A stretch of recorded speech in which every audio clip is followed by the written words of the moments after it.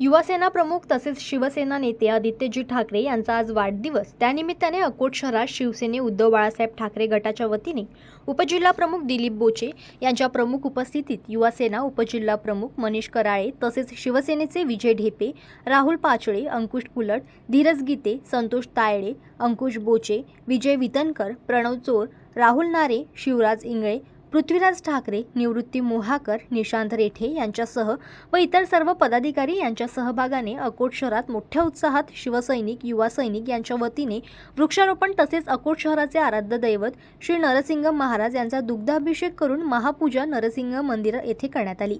या प्रसंगी समस्त शिवसैनिक, युवा सैनिक तसेच सर्व पदाधिकारी मोठ्या संख्येने उपस्थित होते। जनमत लाईव्ह न्यूजसाठी अकोटमधून देवानंद खिरकर यांची रिपोर्ट।